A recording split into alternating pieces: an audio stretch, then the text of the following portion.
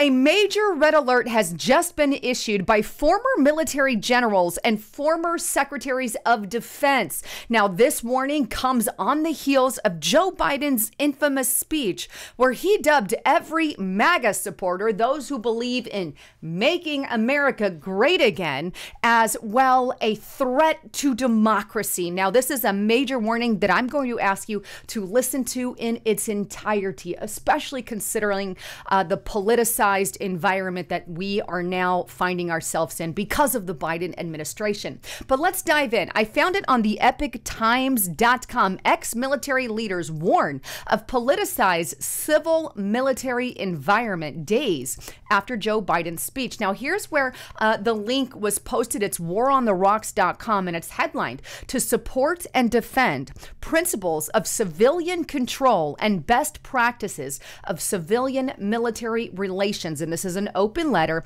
published on September 6, 2022. Now, before I get into the context of the letter, and I'm going to read through parts of it, what I want to say is these former military generals, former military leaders, and former secretaries of defense are really hearkening the military to remind the military what their purpose is and how the civilian people is what is most important in this entire thing. And in light of everything that Joe Biden is doing and continues to do, by the way, he is still calling MAGA supporters domestic enemies of the state, or a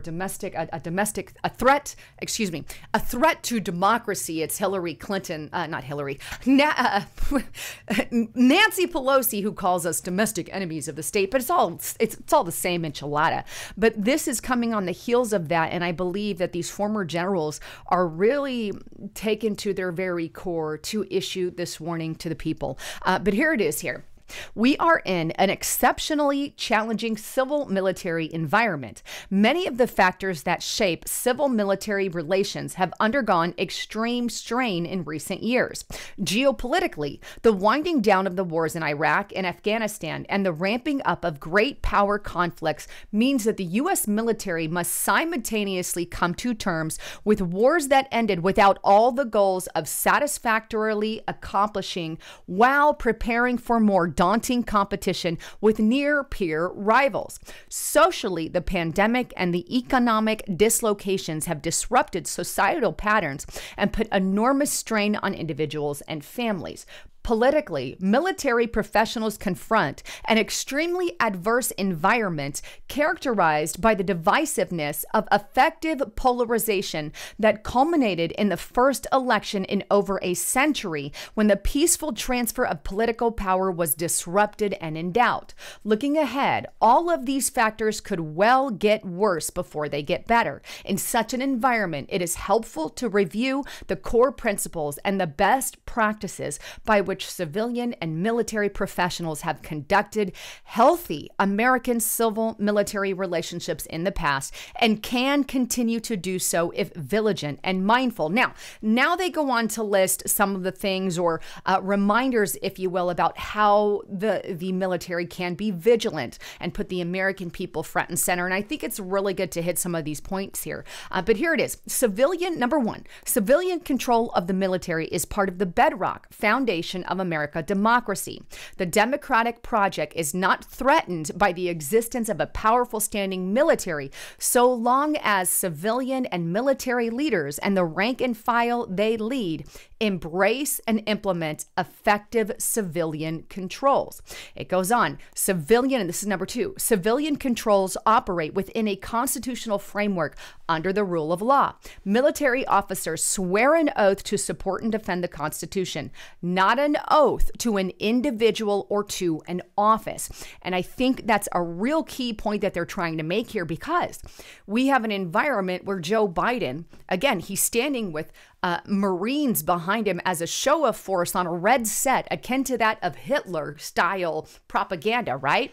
And he goes in and bashes and puts down and is calling on his masses, in my opinion, to, well, target those who are conservative, those who support President Trump, because they are a literal threat to democracy. And this is why I think he is just putting that reminder out there that the sole job of our military, the main thing, is to follow the Constitution no matter what. And he goes on to expand, or they all go on to expand, and there's a whole list of them. And they say number 3 here, under the Constitution, civilian control of the military is shared across all 3 branches of government.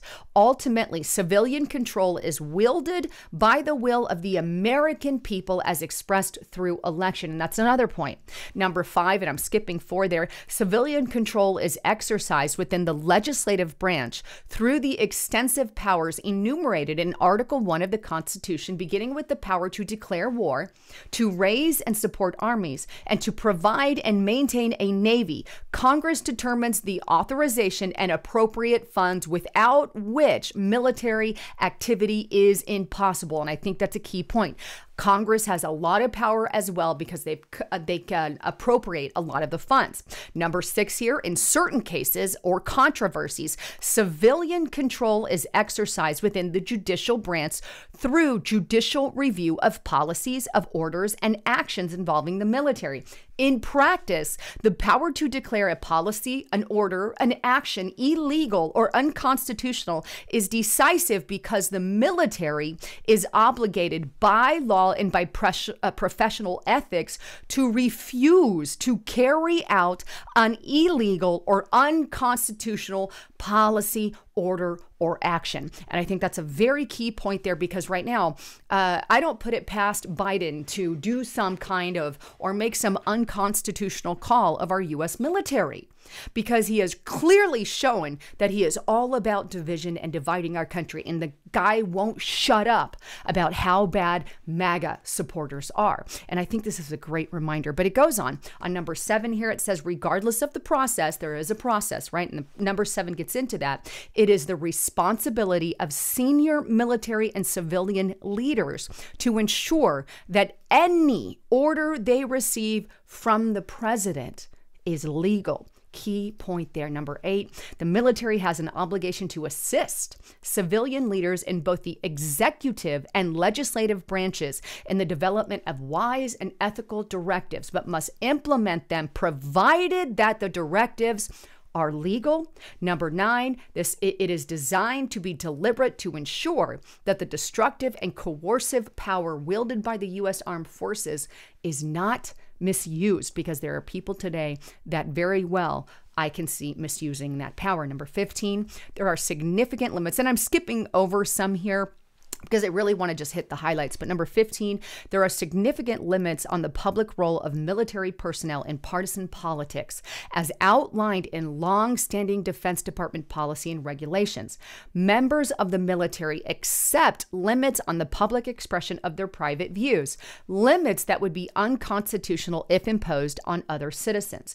Military and civilian leaders must be diligent about keeping the military separate from partisan political activity. Yet, this is something that the Biden administration has already done when he weeded through the military to find white supremacist extremism, in other words, conservatives and Trump supporters. And he absolutely did that. Number 16 here, which is completely unconstitutional.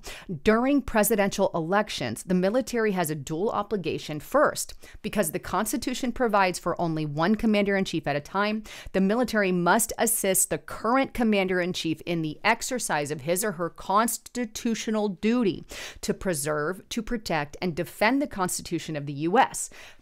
Key word there, protect the Constitution. Second, because the voters, not the military, decide who will be commander-in-chief, they must prepare for whoever the voters pick, whether a re-elected incumbent or someone new. This dual obligation reinforces the importance of the principles and best practices described above. And this is signed by former secretaries of defense. There's a whole list there, as well as former chairman, Joint Chiefs of Staff. We have all of these generals and listed right there. So there you have it. Just a warning that is being sounded by, I believe it's 5 or 6 generals and multiple secretaries of defense who are saying, look, we have to focus on the principles of what is surrounding our military, and we have to focus dead on that. And so these leaders are really warning of a politicized civil military environment, and they're warning us days after Biden's speech, and I believe that we should hearken their warning. Anyhow, please don't forget to check out my partner at noblegoldinvestments.com. If you guys haven't converted your 401k into something backed by gold, silver, precious metals, now is absolutely the time to do that in light of everything that is going on. Give them a call at 1-877-646-5347. And by the way, they have a YouTube channel, Noble Gold Investments YouTube channel here as well. That opened up in a separate term. There it is. All right. So, and they've got all kinds of amazing information that you can learn about gold, silver, billionaires buying stuff. They've got stuff on recession, Elon Musk, and all of that. So subscribe to their channel if you want more information on what's truly going on. But check them out at noblegoldinvestments.com or click in the description box below. I have a link there as well. And if you call them, let them know Lisa Haven sent you. Anyhow, thanks again for tuning in. I'm Lisa Haven signing out.